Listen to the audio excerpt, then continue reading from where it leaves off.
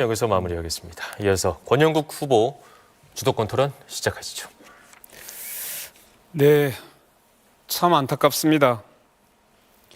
김문수 후보께서는 토론 시간 낭비하는 우두머리 같다는 느낌이 듭니다. 주로 특정 후보 비리하는데 왜 그렇게 모든 시간을 다 낭비하십니까? 그래서 저는 김문수 후보에게 먼저 묻겠습니다. 5.18은 헌정질서 수호를 위한 국민 저항의 상징입니다. 이를 헌법에 명시하는 것이 국민 통합의 출발점이라고 보는데 일단 짧게 답변해 주십시오. 이따가 들을 테니까. 김문수 후보님 동의하십니까? 저는 헌법 전문의 5.18 정신을 반영하는 것이 충분히 가능하고 옳다고 생각합니다. 그렇게 하겠습니까? 네, 그렇게 하겠습니다. 계엄 요건 강화를 위해서 앞으로 계엄 선포 시 국회 사전 사후 동의를 반드시 받아야 한다고 보는데 후보님 입장 어떻습니까? 저는 뭐 계엄에 대해서는 아예 가장 큰 피해자입니다. 권영국 후보 이상으로 여기 있는 누구보다 제가 그러니까 계엄의 큰 피해자이기 때문에 답변을 먼저 하시죠. 계엄은 기본적으로 군사상의 여러 가지 조치이기 때문에 경찰력으로 안 될 때만 계엄을 해야지 계엄 네. 자체가 발동되면 자, 그만하시고 네. 평시 계엄을 얘기한 겁니다. 네. 사전 동의, 사후 동의에 대해서 강화할 생각이 있습니까? 없습니까? 국회 동의보다는 기본적으로 계엄 자체를 발동하는 것은 매우 엄격하게 제한돼야 된다고 생각합니다. 네, 역시 동의에 대해서는 별로 의사가 없다 이런 국회가 여러 가지 말씀으로 정치적으로 보이겠습니다. 악용할 네, 수 있기 때문에 자, 또 하나 묻겠습니다. 네. 대통령 탄핵 시에 직무대행은 한덕수 같은 국무총리가 아니고 선출직인 국회의장으로 바꿔야 한다고 보는데 어떻게 생각하십니까? 그건 행정에 대한 기본이 안 된 질문입니다. 기본이 안 되고요. 아니, 선출직에 대통령이라는 것은 국회의장처럼 제가 사회에 주도하고 보는 자리가 있습니다. 아니고 행정의 책임자입니다. 행정의 책임자이지만 적어도 이러한 비상시에는 선출직인 사람이 대통령에 대한 권한을 대행할 수 있도록 해야 그 아바타들이 실제로 누굽니까? 한덕수라는 사람은 윤석열 대통령이 임명한 아바타 같은 사람이었어요. 제2의 윤석열이었단 말이죠. 이런 사람에 대해서 계속적으로 권한 대행하게 되면 국민들이 얼마나 스트레스 받았습니까? 그래서 바꿔야 되는 거 아닙니까? 권영국 후보님이 그렇게 헌법에 대해서 그렇게 뭘 이해한 분이 어떻게 변호사가 되는지 저는 이해할 수가 없습니다. 헌법을 모르다니요. 그건 말을 좀 아니 헌법에 그런 게 가려서 어디 하십시오. 헌법에 그 대행한다는 그런 게 어디 있습니까? 그것은 헌법에 아니 대통령이 유고되면은 국회의장이 대행한다는 게 우리나라 헌법이나 자, 어느 헌법이 대통령 있습니까? 잠깐만 기다리십시오. 대통령은 민주적 정당을 가지고 있습니다. 그것은 선출직이기 때문에 그렇습니다. 그러나 적어도 권한 대행은 민주적 정당성이 없는 사람입니다. 그걸 유념하시기 바랍니다. 국회의장이 자, 그만 그러면 그만 정당- 묻겠습니다. 자, 다음에 다시 묻겠습니다. 네. 시간이 많지 않기 때문에 저는 정책을 묻겠습니다. 일단 이재명 후보님께만 네. 묻겠습니다. 그 기후 재난은 이미 현실입니다. 네. 중동 사막 도시에 폭설이 내리고 세계 주요 도시 기온이 50도까지 치솟습니다. 네. 어류가 떼짐을 당하고 있잖아요. 네.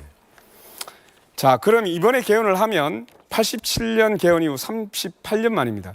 네. 그동안 수많은 변화가 있었는데 그중에서도 가장 큰 변화는 전 인류적인 기후 위기입니다. 따라서 이번에 기후정의 실현 네. 반드시 헌법에 담아야 한다고 생각합니다. 전적으로 공감합니다. 공감하십니까?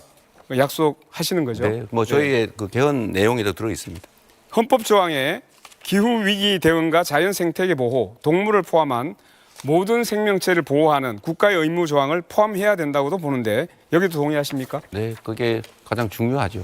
다양성 보장하는 것. 네. 네, 좋습니다. 기후 위기는 보수와 진보의 문제가 아니라 지금 세대와 미래 세대가 하나가 되어 해결할 전 인류적 과제임을 다시 한번 강조해 두겠습니다. 맞는 말씀이십니다. 네네.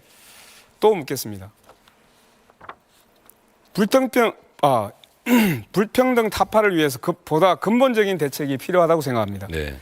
세금을 통한 복지 지출을 늘리는 재분배 정책도 중요하지만 시장에서 창출되는 이윤이 공정하게 분배되는 것이 1차적으로 중요합니다. 네.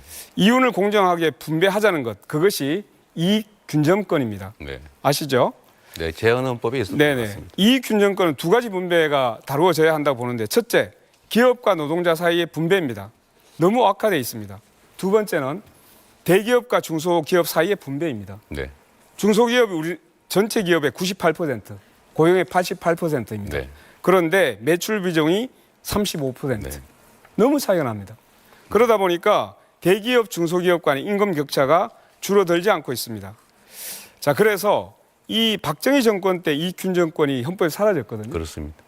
저는 개헌에서 이 불평등 타파를 위한 대책으로서 이익균 정권을 복원해야 된다고 생각합니다.